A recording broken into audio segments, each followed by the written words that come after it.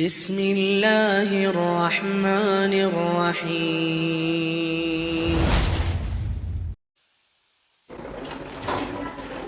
بسم الله الرحمن الرحيم.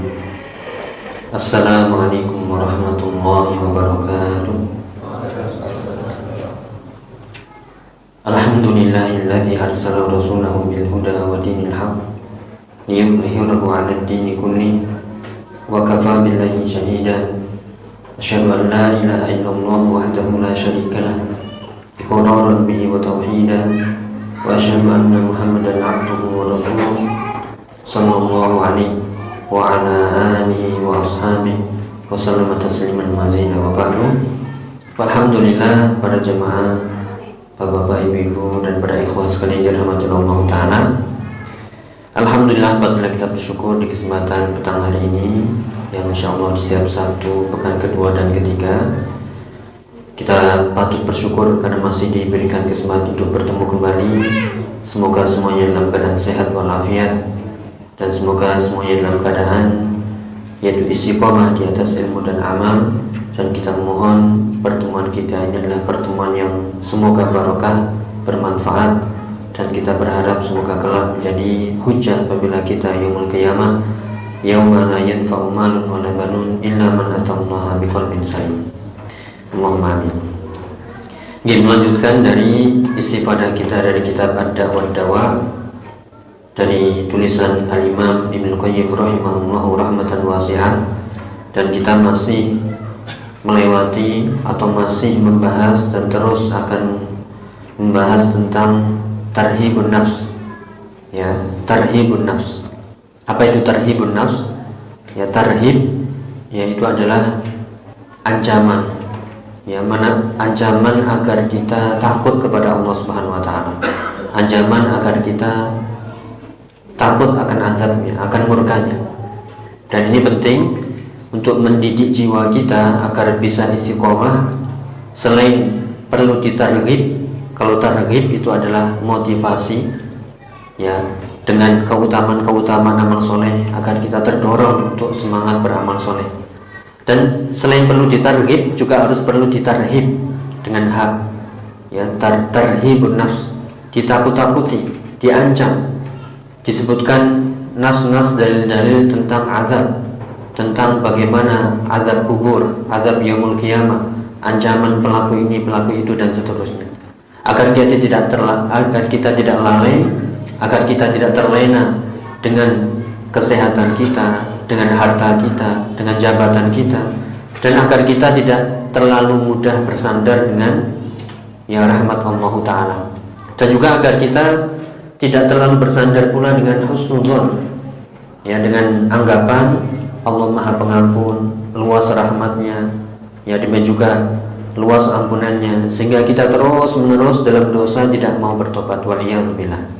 Oleh karena itu, ya, akan kita bahas terus di sini sampai habis dalam pembahasan ini di bab tentang agar kita tidak terlalu bersandar dengan rahmat Allah Ta'ala, sehingga kita menjadi orang-orang yang terus berbuat dosa tanpa mau berhenti. Yaitu berisi tentang nas-nas ancaman, ya, bagaimana yang disebutkan di hadis-hadis yang sahih ini, yang kita harus yakin, percaya, dan mantap bahwasanya ini adalah hak. Ini adalah hak. Ini bukan dongeng, ini bukan ya karangan, namun ini adalah ya kebenaran yang harus kita terima, harus kita benarkan. Karena di antara konsekuensi syahadat Rasul kita, sebagaimana disebutkan oleh Syekh Muhammad bin Abdul Wahab dalam kitabnya Salasatul Usul atau Al-Usul Salasah, yaitu tasdiqu fi ma akhbar, yaitu harus membenarkan apa yang Rasulullah kabarkan. Ya, karena beliau tidaklah mengabarkan dengan hawa nafsu, namun yang mengabarkan dengan wahyu. Nah, ini kita mulai. Ada beberapa nas-nas yang patut kita renungkan. Sekali lagi, tujuannya kita ulang-ulang agar kita tidak terlalu bersandar kepada rahmat Allah yang luas, sehingga kita terus-menerus berbuat dosa, tidak takut dosa, tidak takut ancaman. Ini kita harus diancam biar kita takut, ya. Jadi sekali lagi, untuk mendidik jiwa, sebagaimana dijelaskan oleh para ulama, harus dimotivasi ketika kita malas, ya, ketika kita sudah mulai keluar batas, sudah mulai hilang rasa takut kita, bersandarnya harus diancam. Ya, dengan ancaman dan motivasi inilah ya seseorang diharapkan akan bisa istiqomah.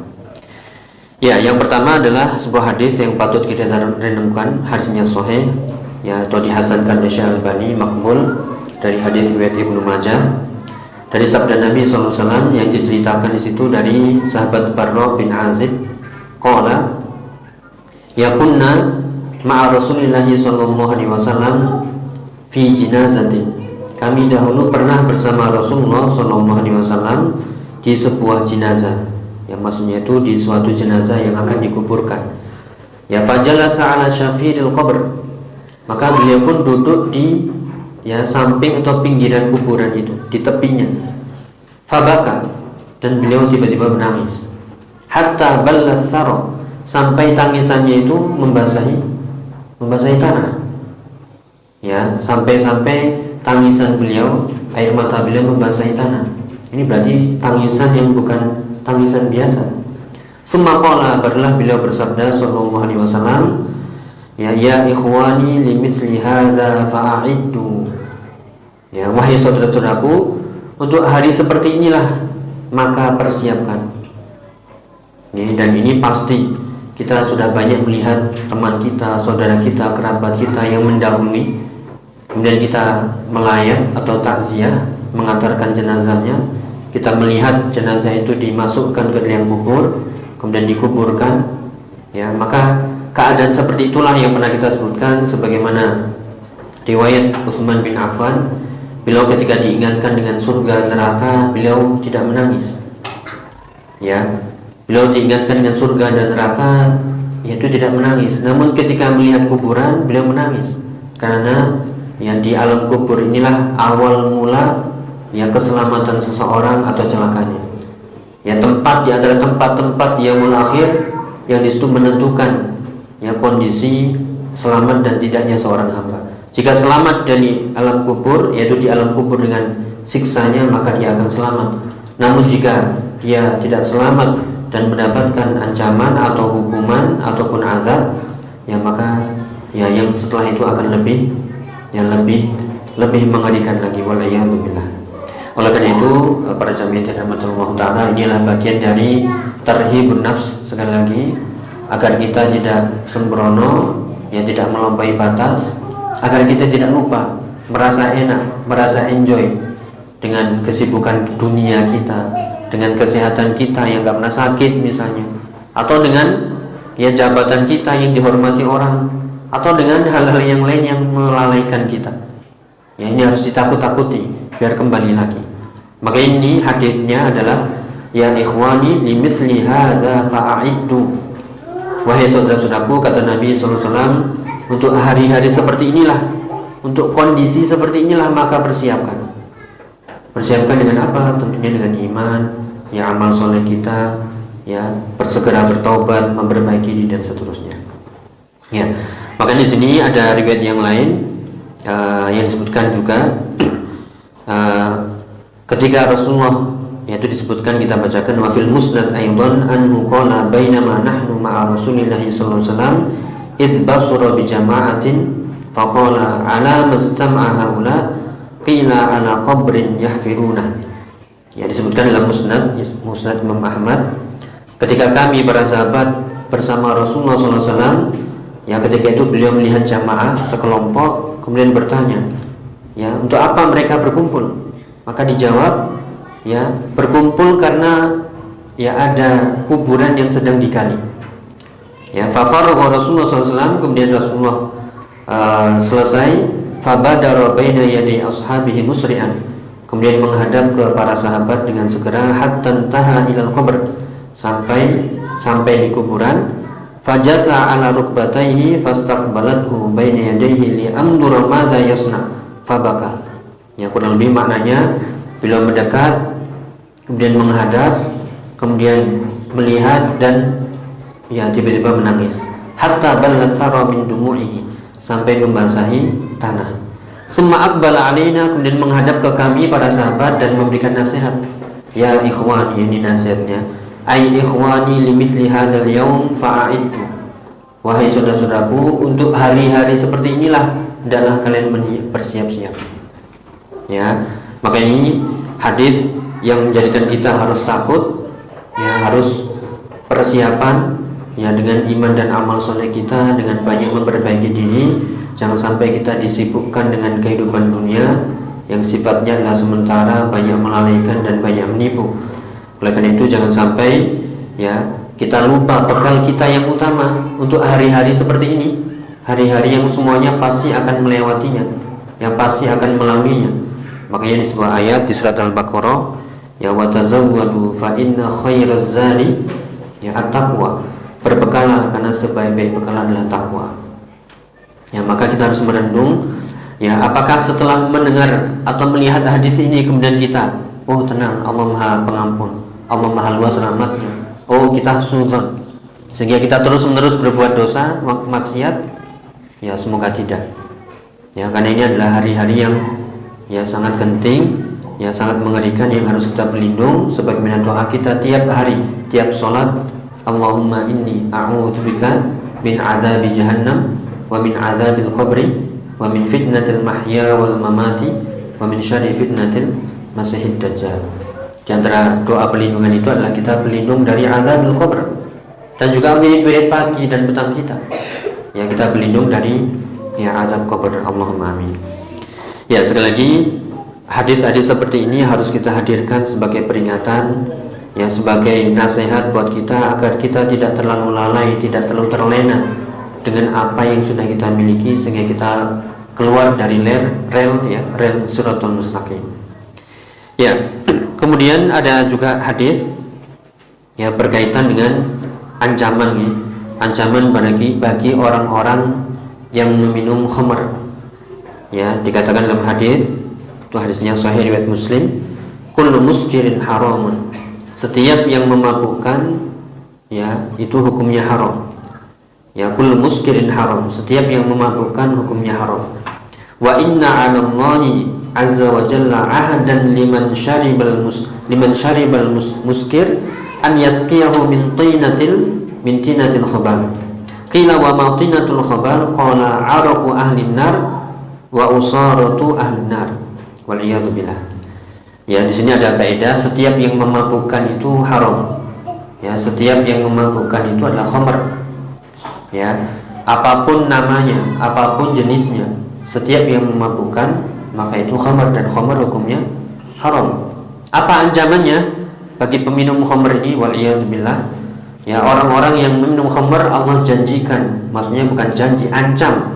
Allah mengancam bagi peminum khamr ini nanti pada yaumul qiyamah ketika dia dimasukkan ke dalam neraka, wal iyadu billah, yaitu diberikan minum berupa tinatul khabal. Apa itu tinatul khabal? Ditanyakan di situ. Tinatul khabal adalah araqu ahlin nar, ya, keringatnya penghuni neraka, dan juga cairan perasan tubuhnya penghuni neraka. Ya, kita saat ini mungkin, ya, minum keringat mustahil, nggak mungkin. Ya, ini keringatnya ahli neraka dan juga perasan tubuhnya, waliyadzubillah. Ini oleh karena itu ini adalah penghinaan, ya, bagi orang-orang, atau juga ancaman azab bagi, ya, orang-orang yang masih terus-menerus minum khamar di dunia. Inilah hukumannya Allah ancam. Ya, sekali lagi ini adalah bagian dari nas-nas wa'id, ya, nas-nas ancaman, tujuannya agar kita takut, agar kita menghindar. Yang pernah kita sebutkan, ya, di antara keindahan Islam adalah Allah memberikan pahala berupa, ya, perintah yang sifatnya meninggalkan saja. Cukup meninggalkan, nggak melakukan, dapat pahala. Kalau kita niatkan, ya, lillahi ta'ala. Karena di antara hal-hal yang mendatangkan pahala adalah mengerjakan, yaitu dengan mengerjakan perbuatan, baik itu hati, lisan, dan anggota perbuatan, atau dengan harta, dengan fisik. Ya, perintah-perintah, sholat, puasa, zakat, haji, ya, sedekah, infak, dan seterusnya. Jihad fisabilillah puncaknya. Adapun ada perintah-perintah yang kita sebut dengan larangan, sebenarnya itu juga permintaan Allah agar kita meninggalkan. Cukup kita nggak melakukan, menjauh, ya, sudah dapat pahala. Kalau kita tahu, oh ini hukumnya haram, kita tinggal. Ini nggak boleh, kita tinggal. Ya, dengan meninggalkan saja nggak berbuat sudah dapat pahala. Ya, oleh karena itu perlu kita merenungkan dalam-dalam ya, di antara perintah-perintah Allah dan larang-larangnya itu pasti semuanya mengandung maslahat. Dan kalau kita langgar itu pasti mengandung mudarat. Oleh karena itu sekali lagi ya, walaupun yang pernah disebutkan dalam hadis yang kita sebutkan juga di majelis ini, yaitu hujibatin naru bisyahawat wa hujibatil jannatu bil makari. Kenapa kita mudah tergoda dengan hal-hal yang haram? Karena neraka isinya itu adalah hal-hal yang mengenakkan jiwa kita, yang menggoda jiwa kita, sehingga kita tertarik, sehingga kita penasaran, pengen buka, pengen lihat, pengen coba.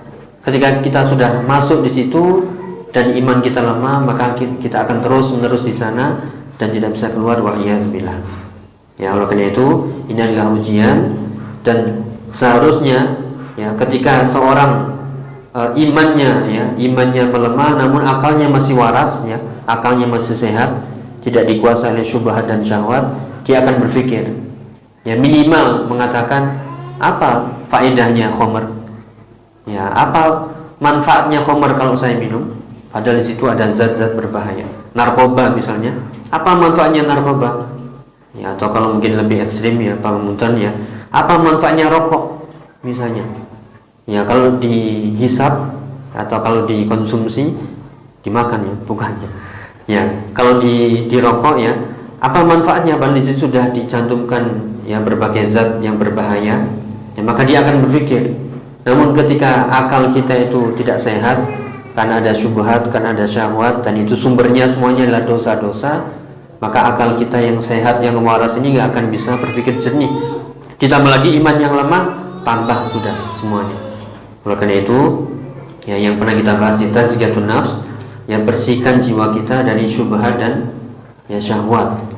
Ya, caranya bagaimana? Dengan terus belajar, berilmu, ngaji, baca Quran, baca hadis, dipahami apa faedahnya, pelajarannya apa, kemudian kita amalkan. Karena dengan ilmu dan amal inilah syubhat dan syahwat akan terkikis. Ya, dan itulah ya puncak dimenangkannya Islam, agama kita, sebagaimana di surat ya As-Saff, walladzi arsala rasulahu bil huda wa dinil haq liyudhhirahu 'ala dini kulli. Ya, dialah Allah yang mengutus setiap rasul ya dengan membawa apa? Al-huda wa dinil haq. Al-huda adalah ilmun nafi. Al-huda petunjuk berupa ilmu yang bermanfaat, harus kita cari.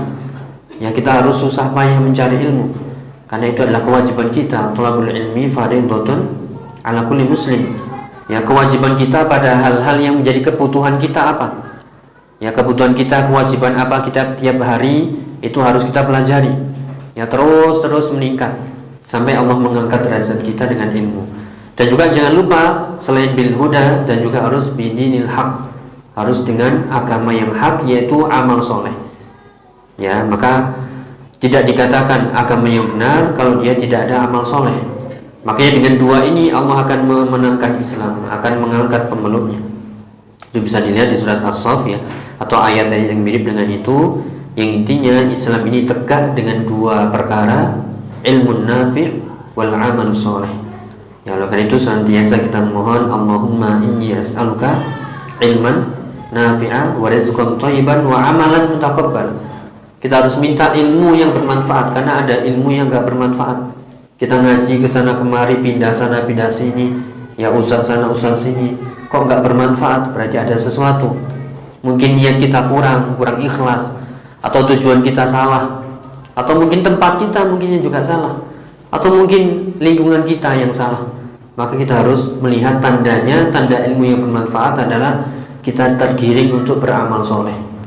Ya, semakin baik, semakin soleh, semakin takut. Ya, karena tujuan dari ilmu adalah khasyatullah. Innamal ilmu khasyatullah. Tidaklah ilmu kecuali yang mendatangkan rasa takut. Walaupun sedikit tapi membuat kita takut, itulah ilmu nafi. Ya, kalaupun banyak tapi membuat kita lancang berani kepada Allah, maka itu bukan ilmu nafi. Na'udzubillah. Oleh karena itu senantiasa kita mohon ilmu yang bermanfaat, rezeki yang halal, dan juga amal yang diterima. Itu ya. Kemudian juga hadis-hadis berikutnya kita bacakan yang dibawakan oleh Al-Imam Ibnu Qayyim. Ya, di sini ada hadis riwayat Ahmad, Tirmidzi, Ibnu Majah dan yang lainnya dengan sanad yang hasan. Dan dikatakan di situ, ya kalau seandainya, ini ucapan Nabi ya, kalau seandainya kalian mengetahui apa yang aku ketahui, pasti kalian akan sedikit tertawanya dan banyak menangisnya. Apa hadisnya? Kita sebutkan. Ya, qala Nabi SAW, ini hadisnya dari Abu Dzar. Ya, qala Rasulullah SAW, inni ara ma la tarun. Sungguhnya aku melihat apa yang engkau tidak lihat. Wa asma'u ma la tasma'un. Dan aku mendengarkan apa yang kalian tidak dengar. Ya, karena Nabi ya benar-benar ya Rasulullah utusan Allah yang beliau ditampakkan kadang perkara-perkara gaib. Beliau ketika Isra dan Mi'raj ditampakkan bagaimana ya penduduk surga dan neraka dan seterusnya. Ya. Kemudian dikatakan di situ ya atatis sama'u wa huqqan wa huqqalaha an ta'id. Ya, sampai-sampai langit itu merintih. Ya, mengeluh, merintih, mengeluarkan suara. Kenapa? Karena saking beratnya isi langit itu dan sudah selayaknya langit itu merintih, mengeluarkan suara. Ya.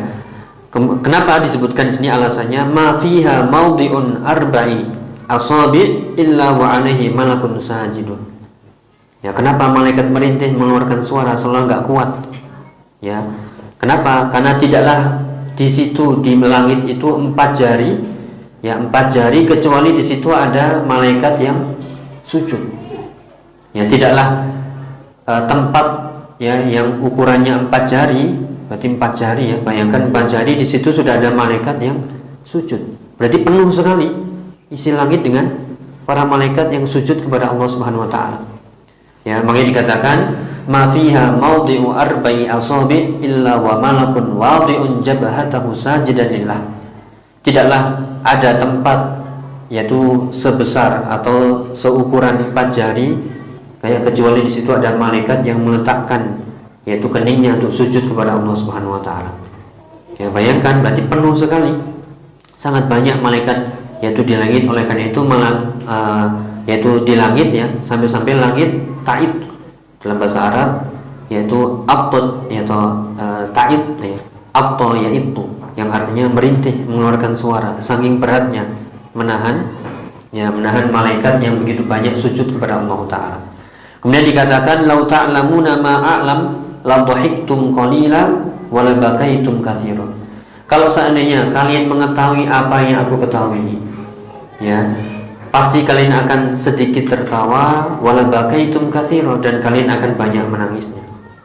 Ya, karena ya akan mengetahui bagaimana kejadian-kejadian yaumul qiyamah, mulai dari alam kubur, ya, dan juga yaumul ba'ts, hari ketika dibangkitkan. Belum lagi yang kita bacakan kemarin dari hadis Al-Barra bin Azib, bagaimana ya perjalanan roh manusia yang mulai ketika sakaratul mautnya sampai dicabut sampai di alam kuburnya, ditanya tentang man rabbuka wa man nabiyuka wa ma dinuka. Kalau dia selamat, kalau tidak ya maka akan diazab di situ sampai hari kiamat, waliyadzubillah. Ya, oleh karena itu para jamaah rahmatullah taala, seandainya kata Nabi kalian mengetahui apa yang aku ketahui, ya kalian pasti akan sedikit tertawa, ya, karena dalam pembahasan tazkiyatun nafs juga dalam obat hati, ya, ketika kita banyak tertawanya itu akan tumitul qalb, ya, akan membuat hati kita menjadi mati. Ya, maka silahkan tertawa, boleh sewajarnya, tidak berlebihan. Ya, kemudian ya melihat apa ini yang kita tertawakan apa. Jangan sampai mentertawakan hal-hal yang dilarang atau membuat guyonan yang guyonannya itu adalah dusta. Ya, kemudian wala bakaitum katsira, dan kalian akan banyak menangisnya. Ya, wa ma taladzattum bin nisa'i 'alal furs, dan kalian gak akan ya berlezat-lezat, bernikmat-nikmat ya dengan wanita di atas ranjang kalian. Ya, akan kita kepikiran itu kalau seandainya ya engkau mengetahui, kalian mengetahui apa yang diketahui oleh Rasul dan mendengar apa yang didengar oleh Rasulullah SAW, ya pasti kalian akan sedikit tertawa, banyak menangisnya, dan bahasa kita mungkin ya nggak koper bersenang-senang dengan istri ini. Ya, wala kharajtum ila su'udat tajra'una ila Allah azza wajalla, dan pasti kalian akan keluar, ya keluar ke tempat-tempat tinggi, menuju jalan-jalan, memohon pertolongan Allah, memohon keselamatan. Karena perkaranya adalah perkara genting. Ya, nasallahu wal afiyah. Oleh karena itu, ketika kita mendengar ini, apakah pantas kita terus bersandar dengan rahmat Allah? Apakah pantas kita terus husnudzon? Oh, santai, Allah Maha luas rahmatnya. Tenang, Allah Maha pengampun. Oh, kita kan ahli tauhid. Nanti kita dapat pitokohnya itu lebih berat daripada dosa yang sejauh mata memandang dan lain sebagainya. Ya, seolah kita ya meninggikan harapan. Ya, tanpa ya iman yang benar. Sudah kita sebutkan, tanda husnudzon adalah husnul amal. Semoga masih ingat, husnudzon yang benar adalah husnul amal. Iringi husnudzon itu prasangka baik dengan amal yang benar. Kalau husnudzon tapi diam saja, husnudzon juga terus maksiat, itu namanya bukan husnudzon, namanya itu suudzon. Ya, prasangka buruk kepada Allah berarti kita nggak kenal Allah. Dikira Allah nggak melihat, dikira Allah nggak mencatat, dikira Allah nggak ya menyaksikan, dan dikira Allah nggak marah, dikira Allah nggak murka, dan seterusnya. Ya, nasallallahu wal afiyah.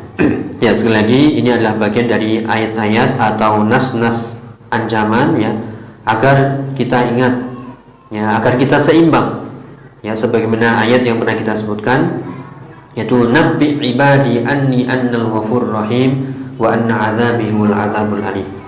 Kabarkan kepada hamba-hambaku bahwasanya ingat Allah itu juga ghafur rahim ya, kita harus berharap ampunannya, rahmatnya. Namun jangan lupakan wa anna azabi huwal azabul alim. Jangan lupakan Allah juga punya azab yang pedih. Ya, jadi antara khauf dan roja seimbang. Ya, kalau khauf terus akhirnya putus asa dari rahmat Allah. Kalau berharap terus mengharapkan rahmatnya, akhirnya ya bersandar dengan rahmatnya ya, sehingga merasa aman dari azab Allah, dan dua-duanya dosa besar.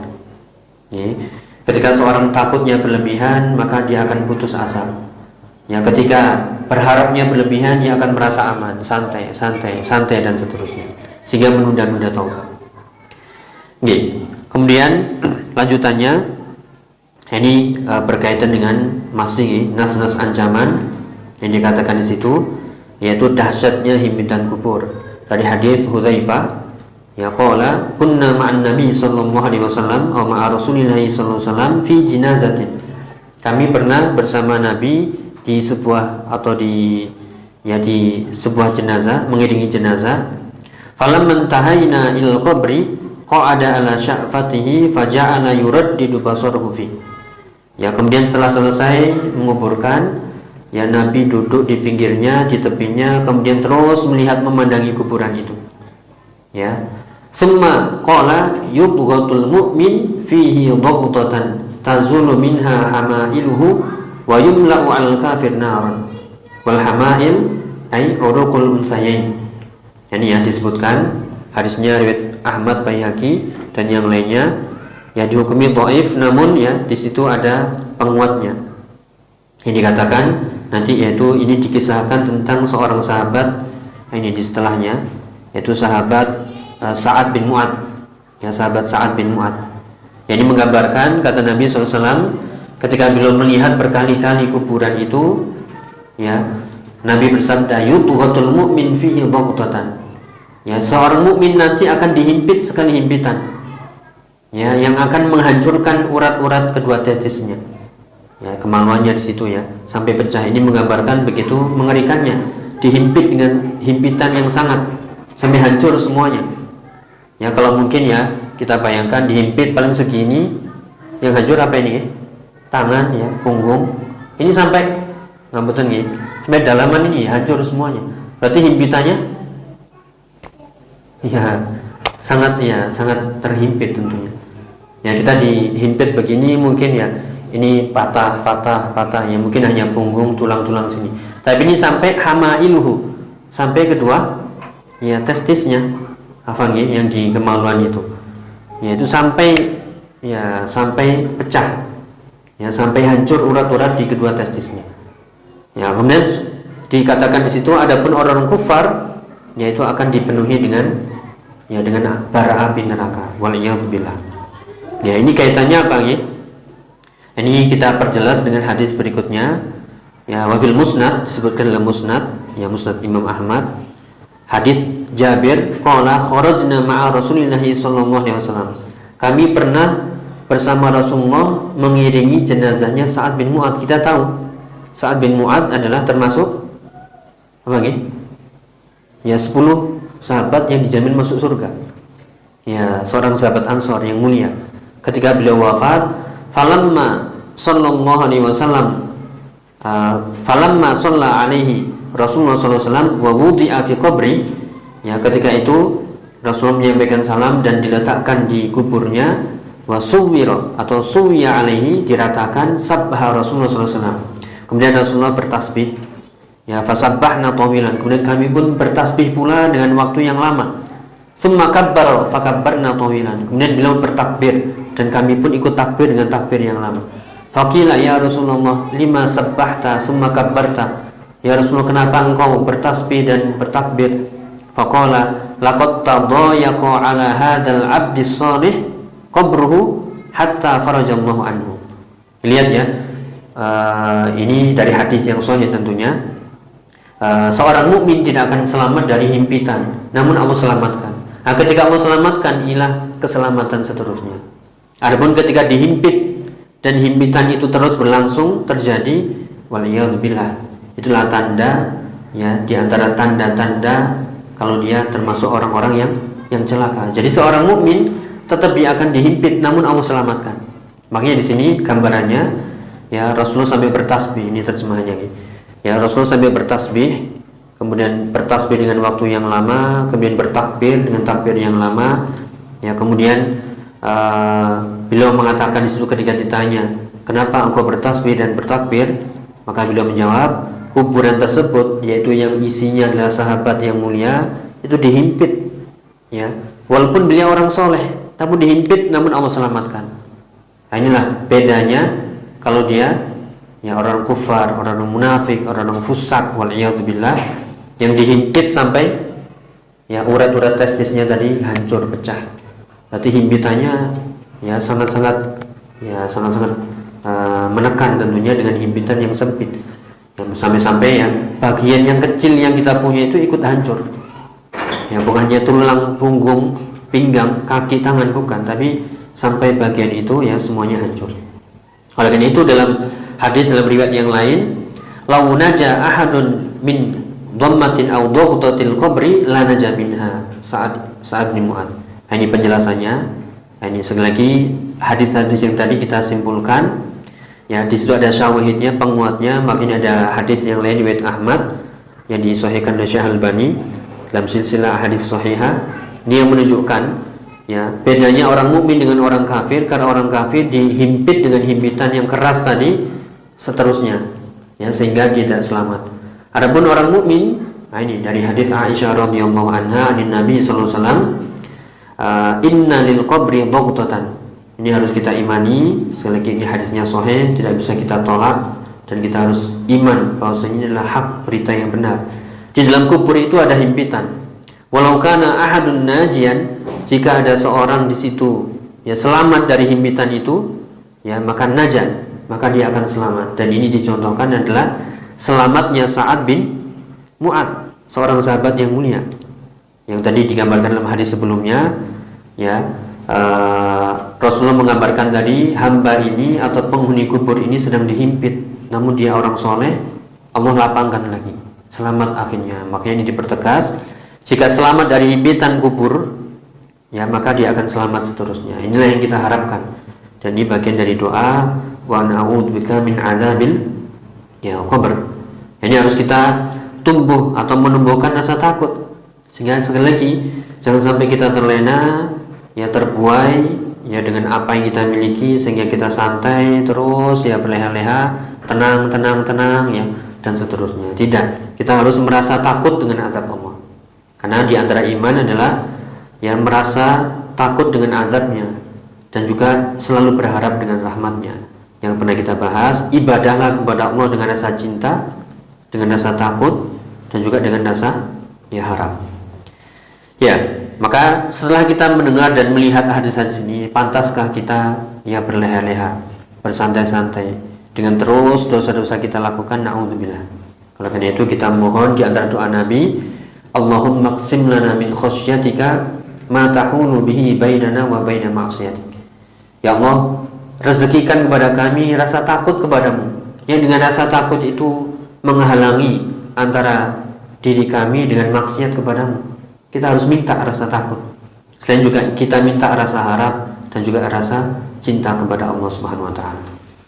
Ya, sekali lagi kita lihat ya, seorang sahabat bin Mu'adz atau seorang sahabat Sa'ad bin Mu'adz ya, termasuk al-mubasysyirina bil jannah, itu ya mengalami hal ini. Maka dikatakan setiap yang ada di alam kubur pasti akan mendapatkan himpitan. Namun ketika dia diselamatkan, selamatlah. Ya, nasallallahu wal afiyah. Ya, kemudian disebutkan setelahnya, ya masih ini, semoga tidak bosan ya. Ini lanjut atau tidak ini? Ya, ini sekali lagi nih, harus sekali-kali itu ya mendengar, membaca ayat nas-nas azab, biar kita nggak terbuai terus, wah surga, bidadari, ya nikmat surga. Ya, akhirnya kita terus berharap tapi lupa amal dan lupa tobat. Maka harus diimbangkan. Nah, ini keadaan kubur yang lain, ya penghuni kubur sesuai dengan amalnya. Nasallahu wal afiyah. Dikatakan ya dari hadis Abu Sa'id Al-Khudri, qala Rasulullah sallallahu alaihi wasallam, idza wudi'atil janazah au jinazah wahtamalaha ar-rijalu ala a'naqihim. Jika jenazah itu sudah diletakkan, diusung, digotong nih oleh orang-orang ya di pundak-pundak mereka, fa in kanat sholihatan qalat. Ini harus kita imani. Ya, ini hadisnya riwayat Bukhari ya. Kalau dia termasuk orang soleh, maka dia akan mengatakan dan berkata, qaddimuni. Ya, segerakan, cepetan. Ini perkara gaib ya, harus kita imani. Ya, semoga kita termasuk orang-orang seperti ini yang qaddimuni, namun kita nggak dengar ini. Pas lagi gotong jenazah, apa dengar? Nggak akan dengar, mustahil ya. Ini perkara gaib, makanya dikatakan di situ, seandainya kalian mendengar pasti pingsan semuanya, nggak jadi gotong jenazah.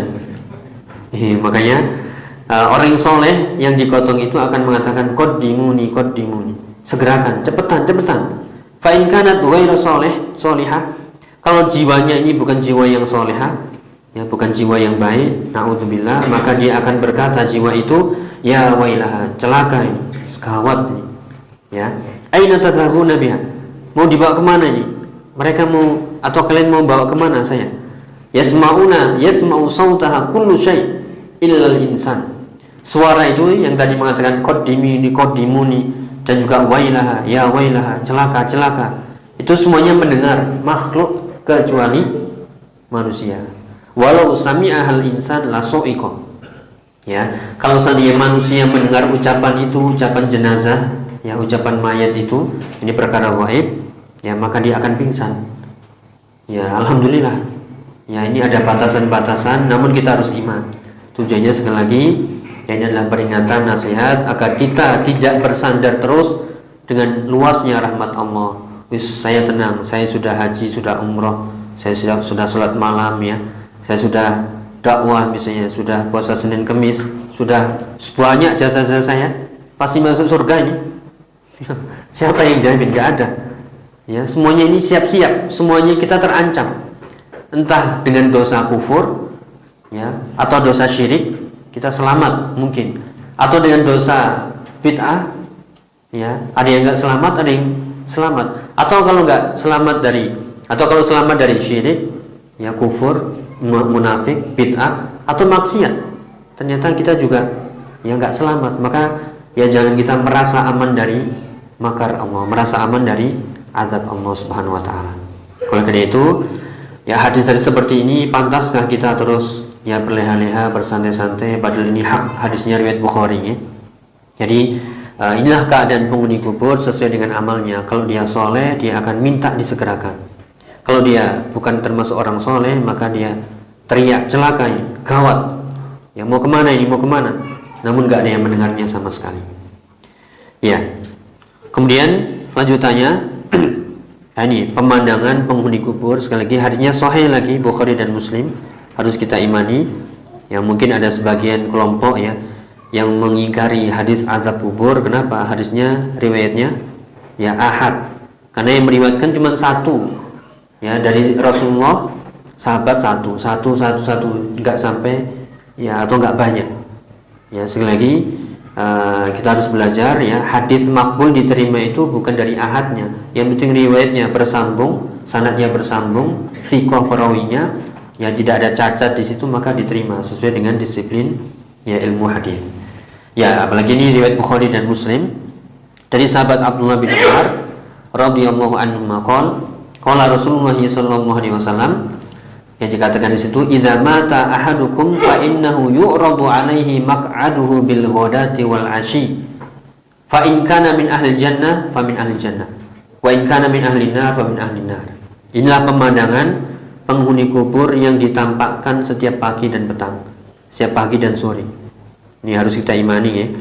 Yang dikatakan di situ, jika salah seorang di antara kalian meninggal wafat, maka akan ditampakkan tempat duduknya kelak, tempat tinggalnya nanti setiap pagi dan sore. Ya, selain juga kalau kita gabungkan dengan hadis-hadis yang lain, kalau dia yang pernah kita sebutkan ya, kalau dia orang soleh ditemani dengan ya orang yang tampan, yang wangi, ya, yang bagus rupanya, sehingga kita heran, siapa kamu? Ya aku adalah amalmu yang soleh, yang kau nggak lelet, nggak menunda-nunda. Tapi kalau dia orang fajir, orang durhaka, orang kafir, ditemani dengan orang yang buruk rupa, yang baunya nggak enak. Siapa kamu? Aku adalah amalmu sendiri. Ya, dan juga ditambah ini pagi sore ditambahkan. Ini sepertinya apa ini? Azab perlahan-lahan ini. Ya kalau itu view-nya, pemandangannya dari surga, aman kita. Nunggu dengan pemandangan surga. Oh nanti tempatnya di sini, di sini, di sini. Ya adapun yang ditampakkan, kalau dia ahli surga maka tempat tinggalnya adalah ahli surga, ditampakkan setiap pagi dan petang. Kalau dia ahli nar, na'udzubillah, ya maka ditampakkan pula tempatnya di neraka tiap pagi dan petang. Apakah nggak tersiksa sebelum tersiksa ini? Ya, nah, kita mungkin sakit ya diomong-omongin, ya bakal mati pak ini. Ya, kemudian penyakitnya ini nggak bisa sembuh, ya, sudah mati duluan fisiknya pak, rohnya ya, sebelum mati fisiknya. Tapi nggak ada harapan sudah. Ya, maka di sini Bapak Ibu rahmatullah taala, inilah hadis yang sahih, harus kita imani. Sekali lagi, setelah kita mendengar hadis ini, apakah pantas kita bersantai-santai, ya berleha-leha, ya bersenang-senang terus? Makanya tadi, kalau kita ingat terus hadis-hadis seperti ini, ya kita nggak akan banyak tertawa dan nggak akan banyak tertawa dan akan banyak menangisnya. Sedikit tertawa dan banyak menangis. Dan ya ini nggak kepikiran untuk bersenang-senang, lezat-lezat, syahwat. Tapi kita akan terus cari bekal dan muhasabah ini. Saya kira-kira ya bekalnya apa yang kurang? Ya kurangnya saya di mana? Hati saya sudah bersih belum? Dari syirik, ya bid'ah, ya nifaq, lagi penyakit-penyakit hati, ya entah syahwat, ya demikian cinta dunia, ya demikian juga dosa-dosa yang lain. Ini masih banyak. Terus dikoreksi, dimuhasabah sampai kita ya benar-benar yakin dan terus istiqomah. Namun jangan kita sampai ijabun nafs, jangan sampai kita bangga diri, merasa puas, kemudian ya lupa lagi ya untuk bisa ya istiqomah dengan iman dan amal solehnya. Dan disitulah talbisu iblis, ya tipu daya iblis akan masuk di situ melalui celah-celah kita. Makanya kita harus selalu tegak di atas ilmu yang bermanfaat dan juga amal soleh. Ya, sekali lagi ini adalah gambarannya yang harus kita imani. Ini hadisnya sahih. Inilah keadaan nanti yaumul qiyamah atau awal mula yaumul qiyamah dari alam kubur. Karena alam kubur adalah perjalanan awal sebelum perjalanan panjang di hari-hari kiamat itu. Nasallahu alaihi.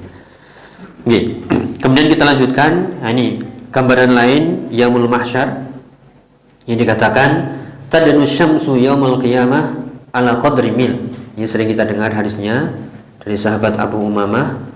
Ya Rasulullah bersabda, nanti pada hari mahsyar itu akan didekatkan matahari ya sejarak 1 mil. Ya, 1 mil ada yang mengatakan itu perjalanan atau jarak ya 1 mil ya, atau 1 mil seperti alat celak. Ya, sangat dekat sekali dengan kepala kita. Ya, maka dikatakan wa yuzadu fi harriha kadza wa kadza, dan ditambahkan panasnya sekian-sekian. Meskipun ditambahkan seperti itu, namun fisik manusia ya tidak akan meleleh, nggak ada mati, ya nggak akan bisa mati. Ya sudah dibentuk oleh Allah Taala dengan fisik yang dikondisikan ya untuk menghadapi yaumul mahsyar ini. Ya maka dikatakan di situ taghli minhar ru'us kama taghlil qudur. Ya maka kepala-kepala itu akan mendidih seperti ya panci yang mendidih. Sekali lagi nggak bisa mati ya. Ya yu'raquna fiha ala qadri khotoyahum, dan itu semuanya mengeluarkan keringat sesuai dengan dosa-dosa mereka di dunia. Minhum man yablughu ila ka'bai, ada yang sampai kedua mata kakinya, wa minhum man yablughu ila saqai, sampai betisnya, wa minhum man yablughu ila wasatihi, sampai kedua atau separuh tubuhnya, wa minhum man yuljimul araq, dan ada yang tenggelam sampai mulutnya. Ya sekali lagi hadisnya riwayat Ahmad, Tabrani, dan ini sahih dengan syawahid, dengan penguat. Ya maka ya untuk hal seperti inilah kita harus bersiap-siap. Tentunya sekali lagi banyak muhasabah, jangan sampai kita bangga diri, ya ujub, merasa aman dari azab Allah, merasa kita lebih dari orang lain, terus tidak ya. Tapi kita harus banyak memperbaiki diri, ya masih banyak kurangnya. Dan kita mohon ya muqallibal qulub, ya tsabbit qulubana ala dini, dan terus waspada ini kurangnya kita di mana, ya amal soleh kita yang kurang di mana, harus ada perbaikan dan seterusnya. Nah ini ya, nah ini juga kita selesaikan dikit, yaitu bagaimana ini masih ya berkaitan dengan hadis-hadis yang mengancam agar kita sadar. Ini yang tadi kaitannya dengan bangga diri dan sombong. Ya keangkuhan itu akan mendatangkan murka Allah. Disebutkan dalam hadis riwayat Ahmad, Bukhari dalam Adabul Mufrad, ini disahihkan oleh Syekh Albani dalam Sahih Targhib, man ta'azzama fi nafsihi aw ikhtala fi mishyatihi laqiyallaha tabaraka wa ta'ala wa huwa alaihi ghadban. Ya, siapa yang merasa besar pada dirinya, merasa angkuh, sombong, dan kita tahu sombong itu bukan dengan pakaian, bukan dengan kendaraan, tapi sombong itu apa lagi? Ya baturul haq wa ghamtun nas. Kalau kita sombong itu adalah menolak kebenaran di depan mata kita. Ini tahu benar, ini hak, ini dalilnya jelas, tapi kita menolak, sombongnya. Atau kita meremehkan manusia. Kalau mungkin kita pakainya bagus, kendaraannya bagus, ketemu teman kita nggak sombong, nggak merendahkan, alhamdulillah. Tapi ketika kita punya yang lebih, kemudian kita meremehkan orang lain, menganggap kita wah lebih, maka itulah kesombongan. Ya. Atau kita mungkin pakainya compang-camping, kendaraannya butut, ketemu teman sebelahnya juga sombong juga. Ya sudah jelek ya sombong pula lagi. Jadi bukan dengan zahirnya, tapi dengan hati sombong itu. Ketika dia meremehkan, merendahkan, itulah kesombongan. Maka nanti ketemu atau bertemu dengan Allah Subhanahu wa taala dan Allah dalam keadaan murka. Ini ditafsirkan ya. Orang yang dimurkai Allah pada hari kiamat itu enggak direken, enggak diajak bicara, enggak diurus, naudzubillah. Itulah ancaman ya bagi orang-orang yang sombong. Kemudian ini terakhir ya, ini sering mungkin kita dengar ya, kita pertegas lagi. Innal musawwirina yu'adzabuna yaumul qiyamah wa yuqalu lahum ahyu ma khalaqtum. Ya, orang-orang yang suka gambar, yaitu gambar makhluk bernyawa, ya dengan melukis, menggambar. Ya, adapun video, yaitu ada pembahasan para ulama. Ya, demikian juga foto, apakah ini termasuk musawwir? Ya, ini ada khilaf di antara para ulama. Ya, yang rajih ya itu bukan termasuk, namun tetap hati-hati, jangan sampai disalahgunakan. Ya, wa yuqalu lahum, maka hidupkanlah apa yang kalian ciptakan. Maka dikatakan inna asyadan nasi adzaban indallah al-musawwirun. Sesungguhnya manusia yang paling berat adabnya di sisi Allah adalah tukang gambar. Makanya para ulama ya ada yang mengingatkan enggak ada gambar, video. Ya silakan kalau memang beranggapan atau berpendapat dengan pendapat yang itu, karena ini hadisnya Bukhari Muslim nih, enggak bisa ditolak. Ya maka gunakanlah video yaitu untuk maslahat, untuk dakwah. Setelah itu selesai. Ya bukan untuk hal-hal yang lain. Bahkan ini kalau di rumah, ini hadisnya lebih lengkapnya. Ya suatu ketika Rasulullah ingin masuk ke rumahnya Ibunda Aisyah, kemudian mendapati gambar. Akhirnya Rasulullah pun cuma diam, nggak mau masuk. Dan Ibunda Aisyah sudah ngerasa ini ada apa ini? Saya dosa apa? Ya ternyata ada gambar itu. Ya makanya Rasulullah bersabda, ya sungguhnya orang-orang yang gambar seperti ini azabnya adalah berat di sisi Allah Taala. Dan juga tambahannya, rumah yang di situ ada gambar makhluknya tidak akan dimasuki oleh ya malaikat. Jangan disalahpahami atau dibuat guyonan ya. Suka apa? Kita banyak bergambar makhluk, nanti malaikat penjabut nyawa nggak bisa masuk. Ini keblinger ya. Yang dimaksud malaikat nggak bisa masuk itu malaikat rahmat. Ya, yang menyampaikan, yang datang bawa rahmat itu nggak bisa masuk, sehingga isi rumah itu gemberah terus, ya. Tukaran terus. Ya isinya itu ya fitnah terus. Adapun malaikat penjaga, pencatat, malaikat penjabut nyawa ya terus ya akan terus mengintai ya sampai Allah tetapkan ajalnya. Itu ya, wallahu a'lam bishawab. Dengan demikian selesai. Ini masih ada sebenarnya sedikit ya tentang nanti kekalnya penduduk surga dan penduduk neraka. Ya, ketika sudah semuanya masuk surga dan masuk neraka, dihadapkanlah kematian itu seperti kambing yang disembelih, kemudian dikatakan ya ahlal jannah khuludun la maut wa ya ahlan nar khuludun fala maut. Ya, penduduk surga nggak ada mati, kekal semuanya. Penduduk neraka juga sama, kekal, nggak ada kematian. Maka bertambahlah kebahagiaan penduduk surga, semakin bahagia, semakin senang. Dan bertambah pula bagi penduduk neraka itu sedih. Ya, semakin sedih karena ya nggak ada kematian. Yang diharap bisa istirahat, nggak bisa istirahat. Ya, na'udzubillah, nasallallahu alaihi. Oleh karena itu sebagai penutup sekali lagi, ini adalah peringatan. Ini bukan dongeng, ya ini bukan karangan, tapi inilah hakun ya yang harus kita benarkan, kita yakini. Dan limits lihadal yaum fa'iddu. Untuk seperti hari-hari yang kita sebutkan tadi, kejadian-kejadian tadi, maka persiapkanlah. Dan sebaik-baik persiapan adalah takwa kita kepada Allah Ta'ala. Wallahu a'lam bishawab. Semoga bermanfaat. Kurang lebihnya mohon maaf. Kita akhiri subhanakallahumma bihamdika asyhadu an la ilaha illa anta astaghfiruka wa atubu ilaik. Assalamualaikum warahmatullahi wabarakatuh.